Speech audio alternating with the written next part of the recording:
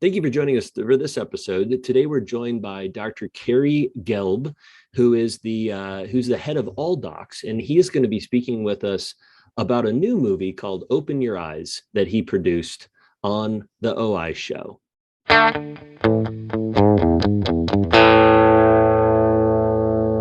Thanks again for joining us for this episode. Today we're joined by Dr. Kerry Gelb, and Dr. Gelb, it is a pleasure to have you on the show. Can you share with us a little bit about the genesis of how you came about with this movie and why you brought it about? Sure. I would love to talk about the film. It's going to be released any moment now. We keep being threatened that it's going to be released. It got held up because of the pandemic, so they weren't releasing documentaries.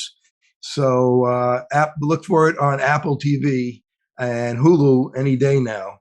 Okay. And the reason why we made the film is because, as optometrists, the public doesn't know what we do. Right. So it's a public awareness film, and it's something that's really bothered me as being president of All Docs and our board for many years, is that here we have this great profession.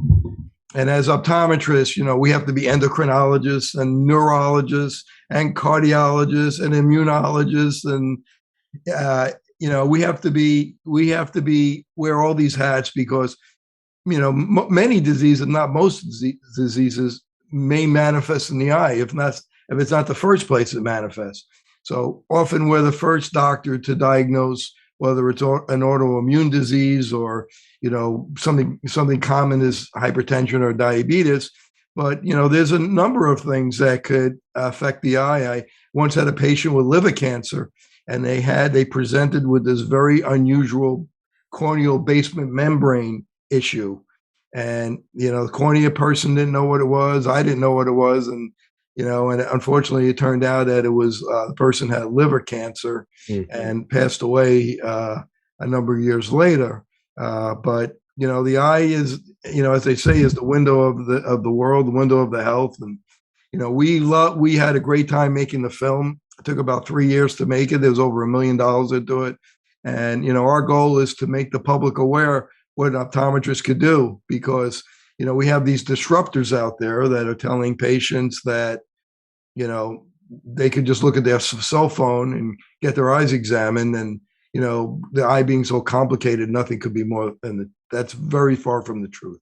Yeah. Certainly, if somebody has a sty and we're middle of a pandemic, or they have a red eye, sure, a good optometrist could handle that. But it gets complex. As I said, we're going from the front of the eye all the way back to the optic nerve. So we're neurologists and immunologists, and, we're everything. And, we really have to know general medicine to really be a good optometrist. Plus, we have to be able to refract and give the proper contact lenses. And now with the new refracting techniques that we have with the equipment, if they're on their cell phone and they're getting a refraction on this, so-called refraction on their cell phone, or they come into an optometrist's office that's using a phoropter or one of these new digital phoropters, on a scale of 1 to 10, their glasses are going to be a 10 out of 10.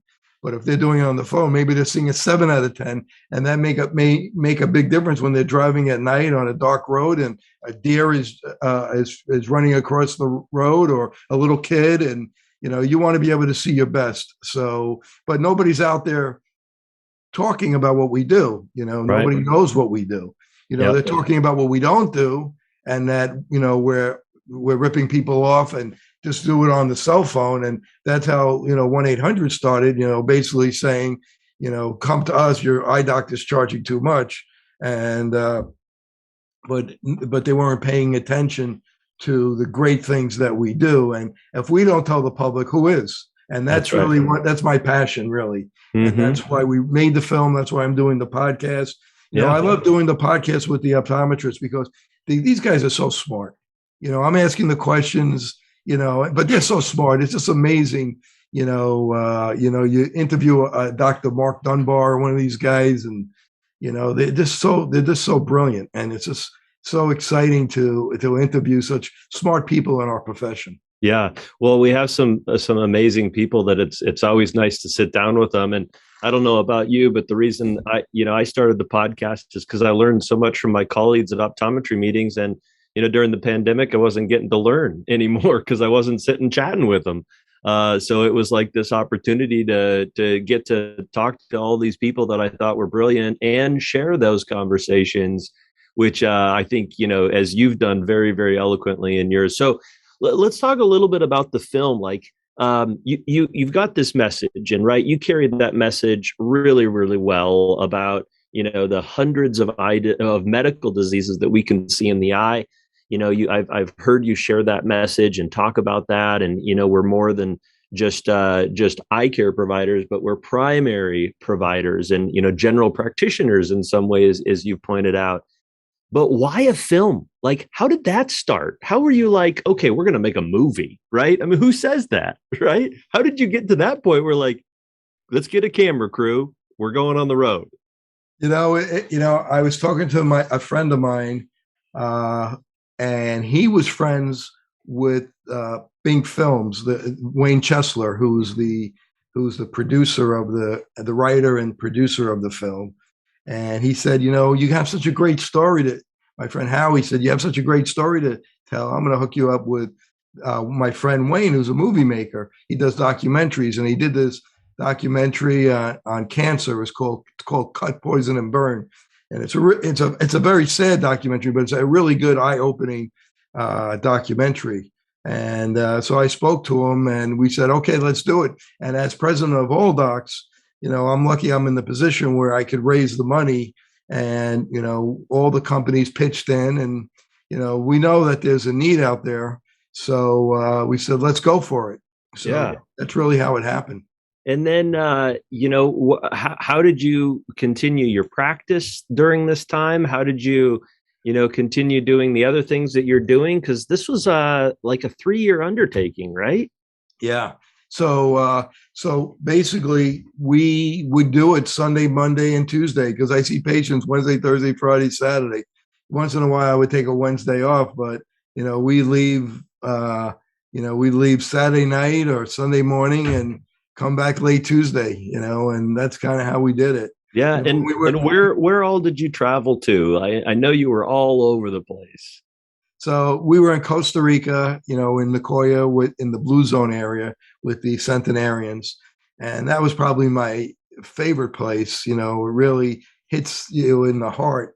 You see these people living in the jungle, and they're living to 100 years old, and they've never been to a doctor, but they don't suffer from the chronic diseases that we get in the West because everything they eat is real food.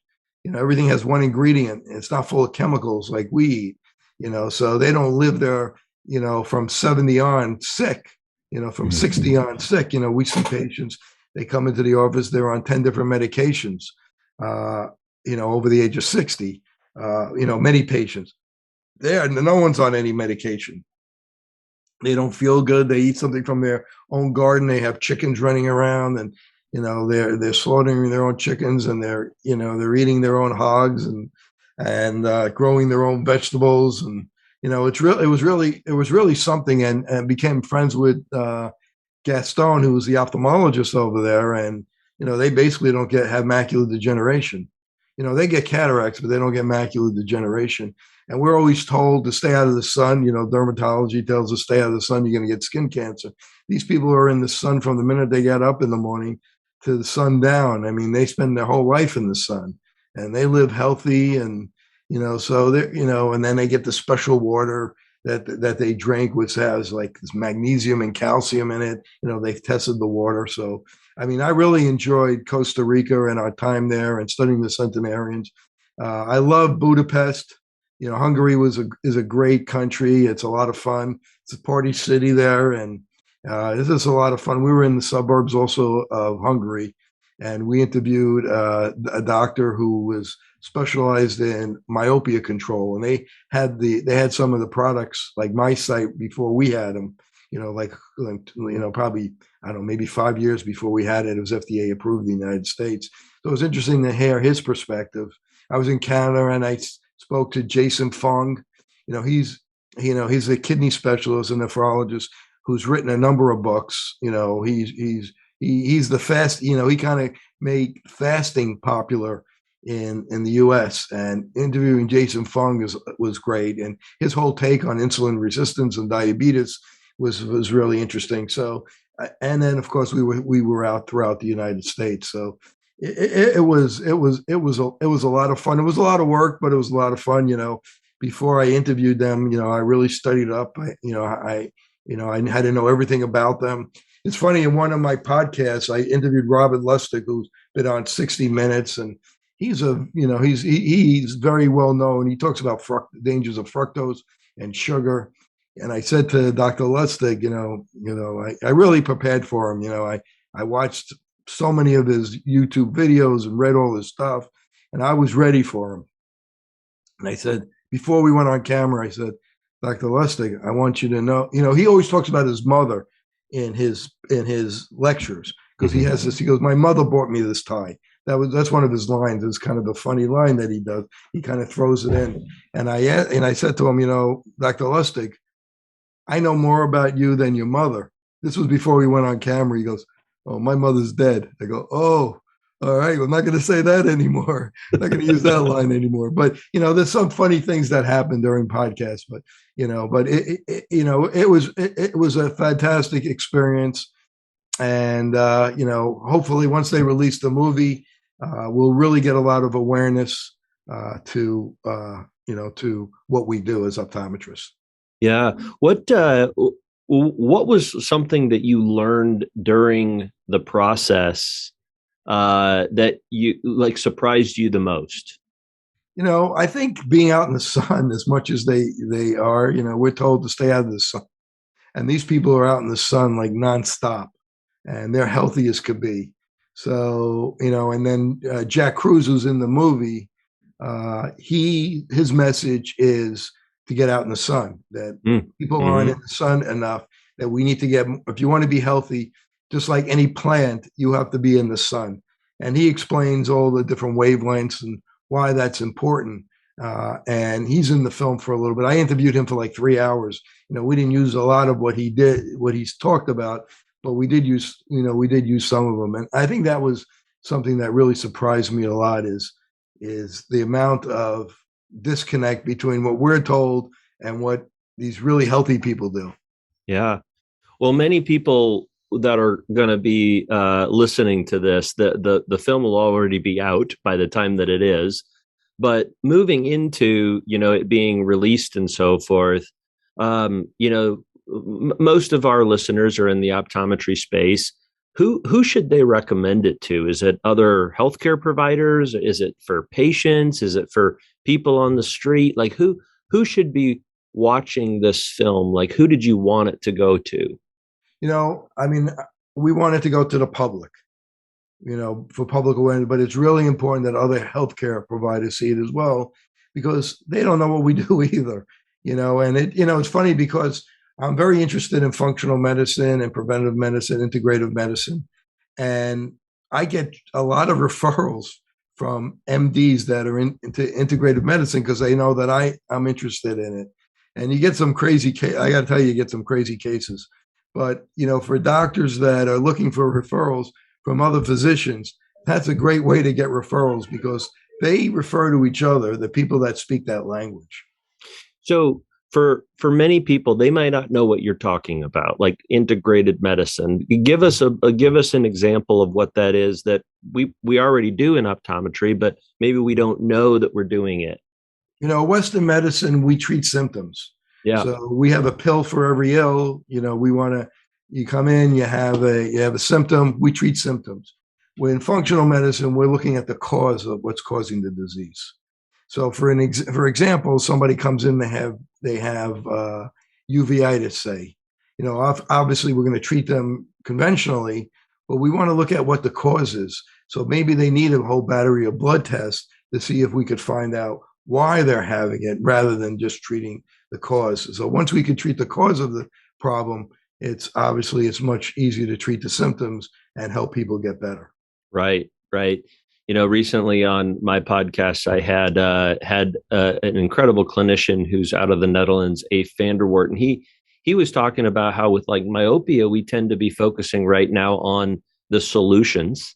And really, we need to be, focusing on the cause and in myopia itself and what it's doing, and understand that sunlight being a prime example. Back to your illustration earlier of what's causing this to happen for children. And so, that's an example. We in dry eye, we oftentimes are like, well, here's your med, right? But like, why is that happening? And are there environmental, or are there things that you can do in your daily habits that could alter that? So those are great examples of ways that some optometrists may already be thinking about it, but maybe we're falling into the pill for the ill. I like that. And getting really into the root cause, I think, is a good reminder for us. It's funny with patients. Somebody comes with dry eye. The drug companies that figure it out. When you're doing Xiidra or Restasis, they're treating inflammation. So we want to find out what's the cause of the inflammation. And, you don't have to look much further than the person's lifestyle and diet. And, they're eating fast food, and they're not exercising, they're not getting out in the sun. So if you could treat the inflammation systemically, you could do a lot to help their dry eye. And, I'll say to a patient, do you want me to give you a medication and that'll treat your symptoms? Or do you want me to teach you what the cause is, and do you want to treat the cause? And I've only had one patient in the last 10 years that said, just give me the drug. I don't care about the cause. Everybody wants to know. I just give me the drug. I only want to treat the symptom. Everybody wants to know the cause, and they want they want the opportunity to be able to treat the cause. Whether they're able to do it is another story. A different story. Yeah. At least they want the opportunity to be able to do it and give it a shot. Yeah. Yeah. So I know you said it earlier, but where are people going to be able to find the film once it's launched? So it's going to be on Apple TV. It's going to be on Hulu. It may be on some other platforms. Wayne Chesler and his company, Bink Films, they have to work with a kind of like a middleman, so to speak, to rep the film. So yeah. I know they have the film all over and they're repping it. So I'm not always in the loop with that. So, but they keep telling me it's coming. It's coming. I said we got 45,000 optometrists that are out there counting on you to get this out there and get this on TV. And it's also available for anybody watching your podcast. If they want to drop me an email, drop you an email, you get in touch with me. I'll be happy to send them a copy of the film, and they can watch it so they don't have to pay for it. Yeah. Well, we'll leave that information in the show notes in case anybody wants to. And they didn't really teach you how to launch a movie in optometry school. So that's something that you're learning a whole new avenue of how to do this, which is just, I'm sure, fascinating for you. One thing making the movie, the second thing is getting it out there. So yeah, that's just as hard, if not harder, than making it, especially in the middle of a pandemic. Right. You wrapped up shooting in 2019, is that right? And the 2019, yes. Yeah. So amazing how it takes a little while to get going. Yeah. Well, that's fantastic. Tell us a little bit about you and your practice and All Docs and what you're involved with outside of this little movie project that you did in this amazing podcast. So I'm the president of All Docs. All Docs is the Association of Lens Crafters, subleasing doctors. We have about 450 members, around 800 offices. We have a big meeting every year. We just had one in Key Biscayne. We always have very interesting, different types of speakers. We've had Robert Lustig speak. This year we had Dr. Chris Kenobi. We had Dale Bredesen, who I interviewed, who wrote The End of Alzheimer's. So he wrote a book, and it's all the research about how to, if you get Alzheimer's, you're starting to get it, how you could even reverse Alzheimer's, and the 36 things that you need to do to help reverse it. So his book is really very good, and my interview with him is very good. Anybody's interested in that disease, in preventing it, or if they have a family member who's starting to get it, there are things you could do, and they have good research behind it. As far as my practice goes, I believe that we should practice at the highest extent of our license. So in New Jersey, we have very good privileges. I have about 500 or 600 active glaucoma patients that I am following and I'm treating. Tons of diabetics and macular degeneration patients. I have all the top equipment, from OCT to a specular microscope to B scans. Right eye, we have all the top equipment, and we like to practice at the top of our license. And I practice with a number of really great doctors, and and together, we're able to see a lot of great patients, and we'll treat the cause of patients and not just the symptoms. And Yeah. because of that, I get a lot of difficult cases that are sent my way. Sometimes those difficult cases turn out to be pretty easy, but we'll see some interesting cases in my practice. Yeah. For my listeners, I'm asking this question. I have had opportunity to speak with and get to know several All Docs members, and yourself is an example of this. And I think when we came out of optometry school, particularly if we graduated 10 or 15 or 25 years ago, thinking about, having a lens crafters type of practice meant that you were, doing eye exams and giving people glasses, right? And, I think you're speaking to the revolution that we've seen that really is happening. And I've seen it in lens crafters doctors particularly, but in other corporate types of settings where we're practicing at a different method than maybe is being perceived or even being touted in optometry schools. Would you say that is the case, and that there is a movement that's really been happening? Well, I can speak for What did I tee you up my for that doc- one? I can speak for my doctors, my all doctors, and most of us are practicing at a very high level, and because we have to, and we like it. I mean, because we don't sell glasses. We sublease from lens crafters, and I always tell the doctors when I hire them, we make our living by being smart. So you have to be smart, and you have to know you really know stuff, because that's how we're going to make a difference in our community. Yeah. And what would you say are the advantages of practicing in a setting like lens crafters over you moving out of lens crafters and opening a practice on your own? Obviously, you've been doing it a long time. What would you say are some of those advantages? Well, we get a lot of marketing. We have a Mm-hmm. big marketing advantage. And, when it comes to certain third party, we have a big advantage with the third party. LensCraft gives us a lot of support with those type of things. We don't have to sell glasses. Some people find that as a plus, other people find it as a minus. They don't want to be involved in selling glasses.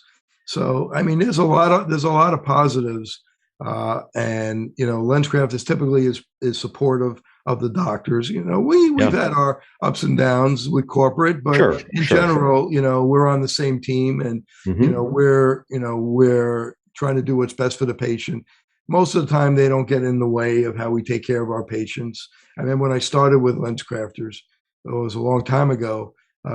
They said, tell me the equipment you need, and indirects, and back then there was no OCTs, but whatever you needed, they said they would get it for me. I don't know, things are probably different, a little bit different now, but they're very pro doctor now, and there's advantages to working with a big corporation if you're on the same page. Yeah. They have Yeah. resources that we couldn't possibly have.